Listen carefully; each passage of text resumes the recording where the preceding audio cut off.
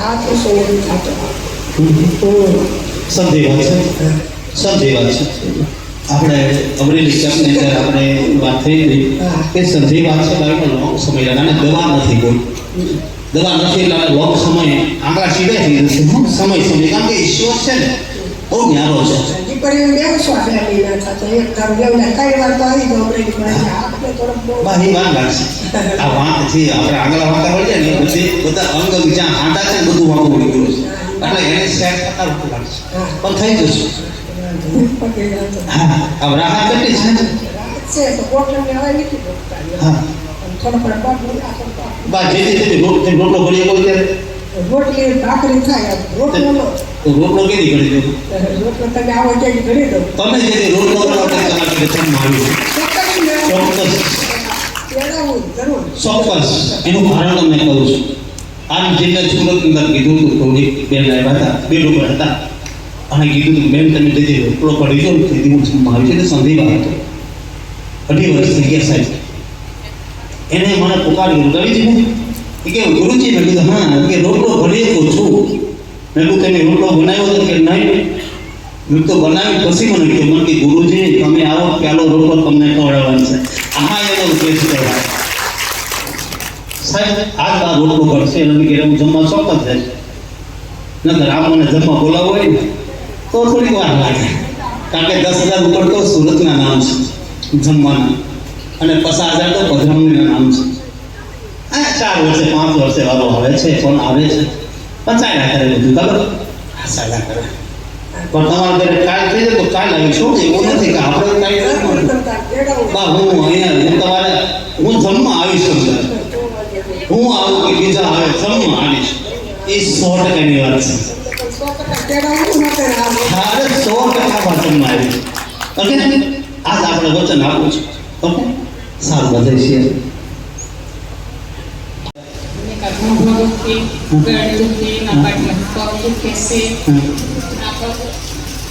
બળે આપણે તો વાળવી ને હવે એટલે તે બળે બળે એટલે ખાલી છે.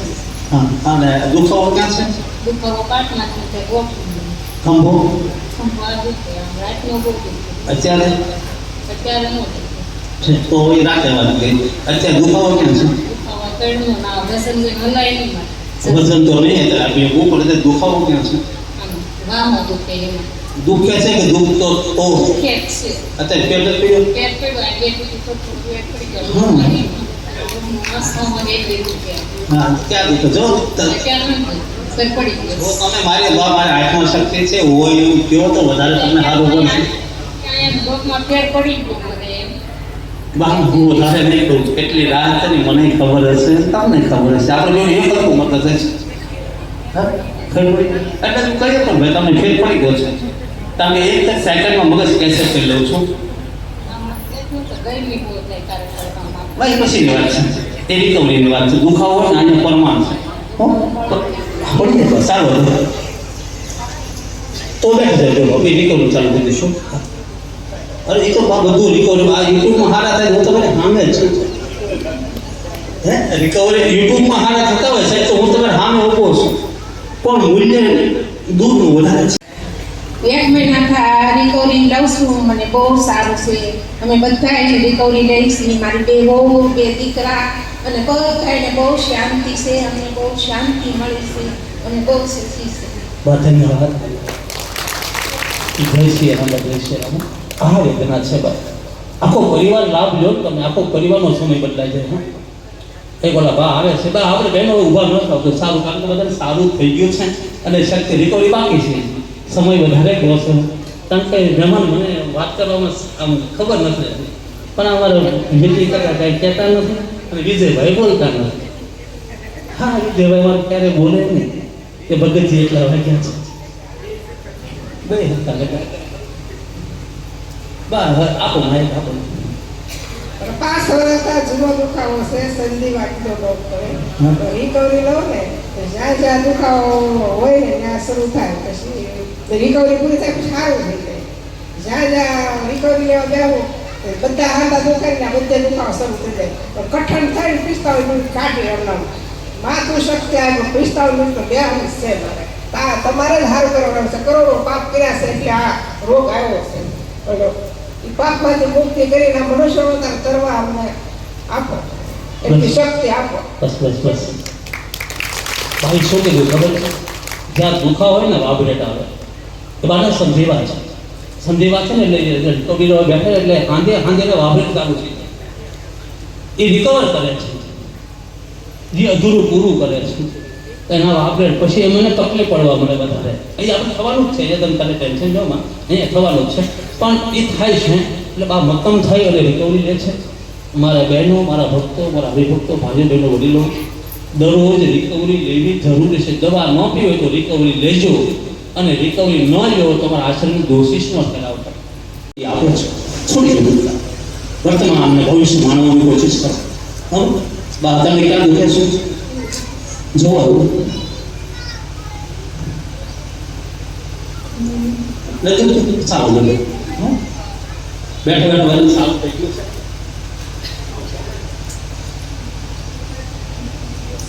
જય શ્રી રામ, જય શ્રી રામ. રોજે મને અહીંયા સ્ટેજ લઈ ગયેલું છે અને ડાયાબિટીસ ને બીપી. ડાયાબિટીસ બીપી માટે તો રિપોર્ટ જોશે. બીજી વાર આવો ને ત્યારે રિપોર્ટ લેતા આવજો. અને રવિવાર તમે નજીક હો તો રવિવાર આવજો. ના મેં ભાવનગરમાં જ તો આપણે રવિવાર છે ને, રવિવારે મને કોલ કરીને આવવાનું. હું આવીશું, આપણે ક્યાંક ચાલુ છું. છે એક સાહેબ બાપુ મારા ઘરના માણસ બહુ તે જવાનું હતું તે બે દર્શન જાય તો ન જાણ આપે. બા શું હું તમને એક વાત કરું છું. હું ભણાવને ઘણી વાર કીધું છું. બા કોઈ આપણે સારો વ્યક્તિ છોડી ના શકે ને, એની કોટે હોય તો આપણે છોડતા શીખીએ.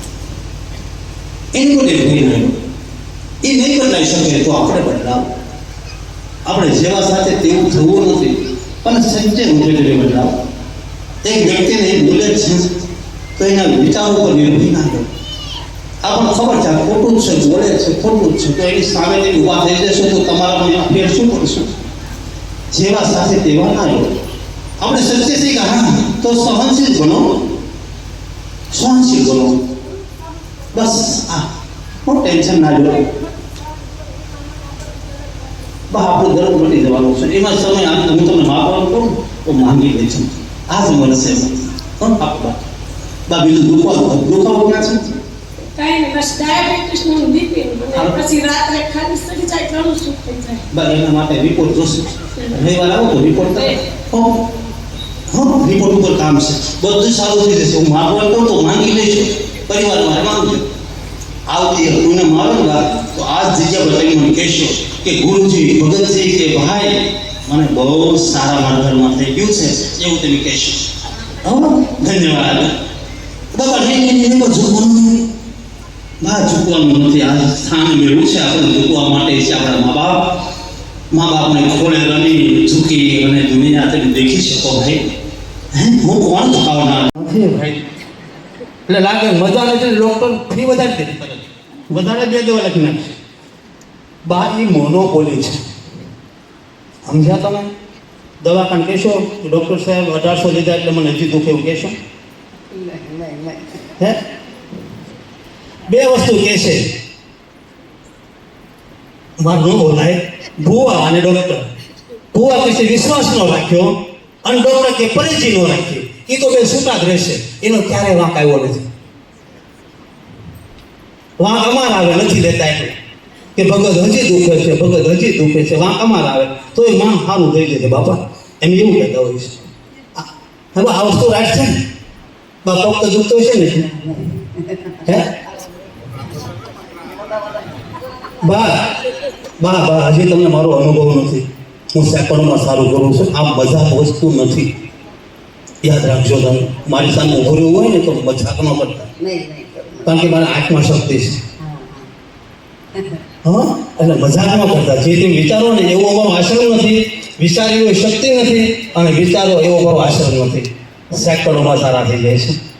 એટલે અહીંયા મજાક નહીં, હોય એવું કહો અને ખુશ થઈ જાઓ. હં, સારું. બસ ચાલો રિજેક્ટ હોય એમને તો અમે જ જઈ જાઓ છો.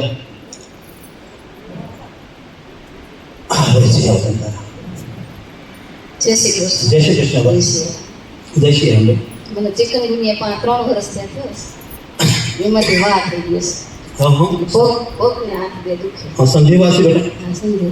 સંધિવા છે ચિકન દુનિયામાં સંધિવા થાય છે એની કોઈ દવા નથી અને રિપોર્ટમાં કાંઈ આવતું પણ નથી એવું ડૉક્ટરના માધ્યમ મારી પાસે તો એવા 20,000 કેસ હશે કે ચિકન દુનિયાથી માંડીને આ રોગ થયા છે 20,000 જેવો છે કેન્સરના રોગ 50,000થી વધારે હશે ડાયાબિટીસના 4-5 લાખ હશે એવા ઘણા રોગ બધા રિકવરી લે છે અને ચાલે છે બધા રિકવર થાય છે એટલે ચિકન દુનિયા માટે આ સંધિવા માટે આપણે શું કરવું પડશે ખાવા પીવાનું ડૉક્ટરે શું કીધું છે ખટાઈશ, આથાવાળું એ નહીં ખાવાનું. હા એટલે પરેજી રાખશે ડૉક્ટરની સલાહ મુજબ પરેજી એ તમારે રાખવાની અને અમે જે પરેજી એ તમારે રાખવાની અમારામાં ખાટું જ આવે છે કે પાણી પીવાનું આવે છે એ બે વસ્તુ તમે પરેજી રાખજો આ 100% 3 થી 4 મહિનામાં તમારો આ નબૂદ થઈ જશે પણ લોંગ સમય લાગશે સંધિવા એટલે લોંગ સમય લાગે અને આની કાંઈ તમે પરેજી ન રાખીએ તો આંગળા હાથ પગ વળવા મળે વળે છે. આ વળવા મળે તરત એટલે એ પછી સીધા ક્યારેય ન થાય થોડા બાને થઈ ગયા છે એ સંધિવા છે એટલે સંધિવાની કોઈ દવા નથી એની પરેજી છે આપણે કેમ ડાયાબિટીસ હોય એની પરેજી રાખો એટલે ચાલ્યા કરે પછી તેની ગાડી દેખાય છે આ પગે ક્યાં થાય છે બા હાલો એટલે દુખે. હાલ તો ચાલો દેખો બા સંધિવા હું 3 મહિના કહું ને પણ વિશ્વાસ હોય તો 3 દિવસ હો વિશ્વાસ હોય તો 3 દિવસ 3 દિવસમાં આ કર્મ મુક્તિ છે બા આ જય સિયારામ જય સિયારામ, જય ગુરુજી. આ જય હિન્દુ મારી ગોઠણનું ઓપરેશન કરાવેલા છે તો આ તાબડતોબ અંદર ચસકાઈ ગઈ છે. હા. હાલતા પડે છે.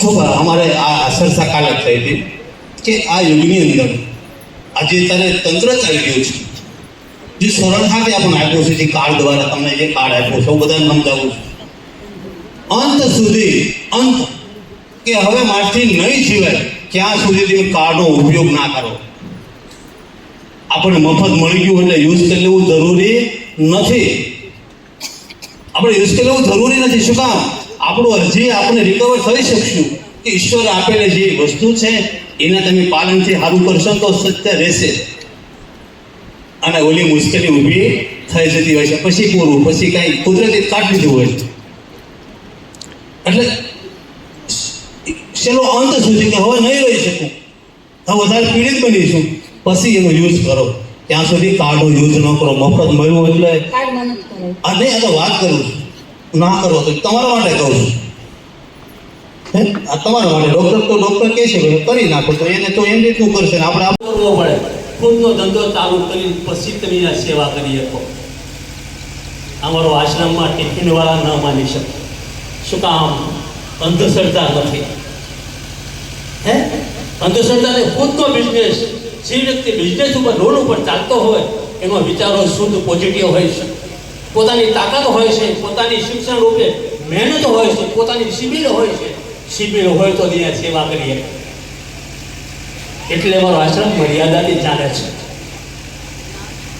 અહીંયા આભડછેટ નથી તમે ગમે આશ્રમ જોયા હશે આભડછેટ હોય ને આભડછેટ નથી શું કામ કે મને મળેલી શક્તિ બ્રહ્મ શક્તિ છે બ્રહ્મ શક્તિના આધારે કર્મ મુક્તિ મળે છે કર્મ મુક્તિ એટલે મોક્ષનું કેન્દ્ર ત્યાં મોક્ષનું કેન્દ્ર હોય ને ના તમારું કર્મ પીડિત આવે ને એનું સોલ્યુશન નીકળતું હોય છે ધર્મનું જ્ઞાન આત્માનું જ્ઞાન તત્વ જ્ઞાન ગુરુ જ્ઞાન મનનું જ્ઞાન પુસ્તક જ્ઞાન એને માનવા મળે છે બા આપણે તો બધું સાંભળ્યું છે ને ત્યારે પણ અંદર ના ઉતર્યું સાંભળ્યું છે પણ અંદર ઉતર્યું નહીં એ આપણે કરતા નથી કોઈ જ્ઞાન રૂપે કોઈ શબ્દ વાટે ને ત્યારે સાંભળીને ચાલ્યા જઈએ ને તો આપણે તો બહાર નીકળીને જ થઈ જઈએ છીએ શું કામ કે અંદરનો આત્મો જ્યાં સુધી જાગે નહીં ને ક્યાં સુધી તમે કોઈ સત્યના શબ્દો સ્વીકારી ના શકો તમને કોઈ સત્ય માણસ તમારી પાસે આવે ને સમજાવવા માટે તો તમે શબ્દો સ્વીકારી ના શકો શું કામ કે તમારામાં હજી અસત્ય પડ્યું છે અશુદ્ધ પડ્યું છે અશુદ્ધ વિચાર અશુદ્ધ શબ્દ અશુદ્ધ કર્મ અશુદ્ધ દાન અને અશુદ્ધ ધન લક્ષ્મી જ્યાં સુધી પડ્યું હોય ને ત્યાં સુધી તમે સત્યના શબ્દો સ્વીકારી ના શકો તમે કોઈની સલાહ ન લઈ શકો પણ જ્યાં સુધી તમારો અંતરનો આત્મો જ્યાં સુધી શુદ્ધ નહીં થાય જ્યાં સુધી તમે ઓળખી નહીં શકો ત્યાં સુધી તમે કોઈ સત્યનો શબ્દો સત્યનું ધન અને સત્યનું દાન તમે સ્વીકારી નહીં શકો. શું કામ? આપણે કર્મ રૂપે જન્મ લીધો છે. બાકી પિતા, પતિ, પત્ની, પુત્ર અને પરિવાર આ બધું માધ્યમ છે.